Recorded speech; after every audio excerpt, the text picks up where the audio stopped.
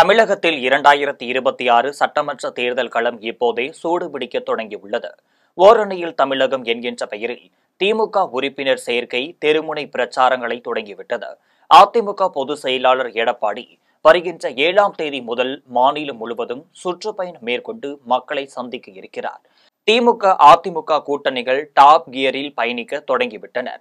இந்த சமயத்தில் தாவேகாவும் தங்களது முதல் தேர்தலை சந்திக்க ஆயத்தமாகி வருகின்றனர். இதில் கோவை மாவட்ட அரசியல் களம் கடும் எதிர்ப்பையும் ஏற்படுத்தியுள்ளது. எப்போதுமே கோவை மாவட்டம் திமுகவை பொறுத்தவரை சட்டமன்ற தேர்தல் கை கொடுத்ததில்லை. கடந்த 5 சட்டமன்ற தேர்தல்களில் கோவை மாவட்டத்தில் அதிமுக தான் தொடர்ந்து வெற்றி பெற்று வருகிறது. கடந்த 2021 சட்டமன்ற தேர்தலில் கோவை மாவட்டத்தில் உள்ள 10 தொகுதிகளையும் அதிமுகவை கைப்பற்றிய நிலையில் திமுக மண்ணை கவ்வியது. தமிழகத்தில் பெரும்பாலான பகுதிகளில் திமுக வெல்ல, கோவை உள்ளிட்ட கொங்கு பகுதிகளில் அதிமுகவை தொடர்ந்து அதிக தொகுதிகளை வெற்றி பெற்று வருகிறது. அப்போதிலிருந்து கோவை மீது திமுக தனி கவனம் செலுத்தி வருகிறது. இந்த முறை முறியடிக்க ஸ்டாலின் செந்தில் பாலாஜியை கோவை பொறுப்பாளராக நியமனம் செய்துள்ளார்.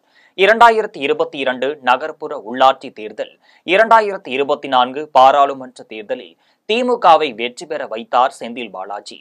ஆகவே 2026 சட்டமன்ற தேர்தலிலும் அவரை நம்பியே கோவையில் திமுக தலைமை களம் காண்கிறது. செந்தில் பாலாஜி அமைச்சரவையில் இருந்தவரை அவர்தான் கோவை மாவட்ட பொறுப்பு அமைச்சராக இருந்து வந்துள்ளார். இப்போது அவர் அமைச்சரவையில் இல்லை. இந்த நிலையில் கோவைக்கு பொறுப்பு அமைச்சர் நியமிக்கப்படவில்லை. அதாவது கோவையில் தான் ஒருவர் மட்டுமே முழு அதிகாரத்தில் இருக்க வேண்டும் என செந்தில் பாலாஜி நினைக்கிறார். திமுக தலைமையும் அதில் தலையிடுவது கிடையாது. தற்போது மேற்கு மண்டல பொறுப்பாளராக நியமிக்கப்பட்டுள்ள செந்தில் பாலாஜி கோவை மாவட்டத்தின் 10 தொகுதிகளுக்கும் ஆய்வு கூட்டம் நடத்திவிட்டார். தேர்தலை எதிர்கொள்ளும் விதமாக பகுதி, நகரம், ஒன்றியம் ஆகியவற்றை பிரித்துள்ளனர். 2 வார்டுகளுக்கு ஒரு பகுதி செயலாளர் நியமிக்கப்பட்டுள்ளனர். விரைவில் வார்டுகளும் பிரிக்கப்பட உள்ளனர்.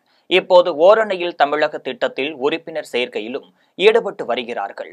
ஒரு பூத்திற்கு 30% வாக்காளர்களை உறுப்பினர்களாக சேர்க்க திமுக தலைமை ஒரு டார்கெட் அமைத்துள்ளது. செந்தில் பாலாஜியோ கோவையில் ஒரு பூத்துக்கு 40% வாக்காளர்கள் வீதம் தொகுதிக்கு 1 லட்சம் உறுப்பினர்களை இயக்க டார்கெட் கொடுத்துள்ளார். தேர்தல் பணிக்காக ஒரு பூத் கமிட்டிக்கு 10 நிர்வாகிகள் உள்ளனர். தேர்தல் நெருங்க கரூர் குழுவும் களம் இறங்குவார்கள். கடந்த காலங்களை விட்ட செல்வாக்கை இந்த முறை பிடித்தாக வேண்டும் என்கின்ற முனைப்பில் பணியாற்றி வருகிறார்கள். அதே நேரத்தில் உள்ளாட்சி பூசல் பகுதியாக பிரிக்கப்பட்டதில் திமுகவிற்கு பின்னடைவு.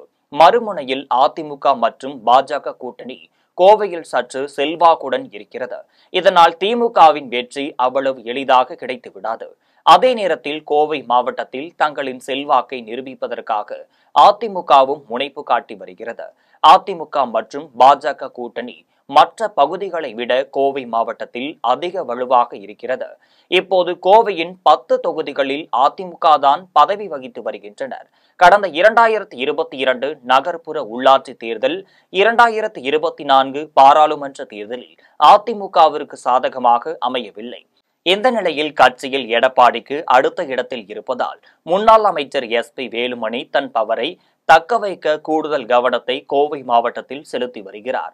ஒரு பூத் கமிட்டிக்கு 10 நிர்வாகிகள் நியமிக்கப்பட்டு தேர்தல் பணிகளை துரிதப்படுத்தியுள்ளனர். தொகுதி வாரியாக பூத் கமிட்டி ஆய்வு பணிகளும் நடைபெற்று வருகின்றனர். மேலும் தேர்தலை ஒட்டி எடப்பாடி ஜூலை 7ஆம் தேதி கோவை மாவட்டத்தில் இருந்துதான் தனது சுற்றுப்பயணத்தை தொடங்குகிறார். ஜூலை 7 மற்றும் 8 ஆகிய 2 நாட்களை எடப்பாடி கோவை மாவட்டத்தில் தான் இருக்கிறார். ரோடு ஷோ, விவசாயிகள், பொதுமக்களிடம் கலந்துரையாடல் என்று வேலுமணி பல்வேறு வியூகங்களை வகுத்து வருகிறார். சற்று மந்தமாக இருந்த MLAக்களும் தொகுதிக்குள் ஆக்டிவாகிவிட்டனர்.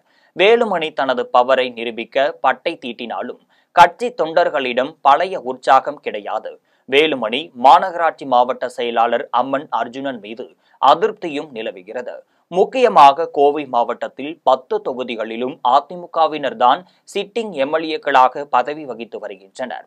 கடந்த 4 ஆண்டுகளாக அவர்களின் செயல்பாடு சொல்லிக்கொள்ளும் அளவிற்கு இல்லை.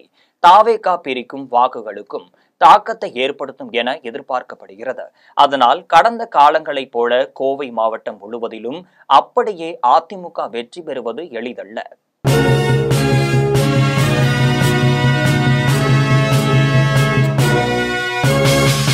உடனுக்குடன் அப்டேட் தெரிந்து கொள்ள ஜெம் டிவி தமிழ் ஆப்பை இன்ஸ்டால் செய்யவும்.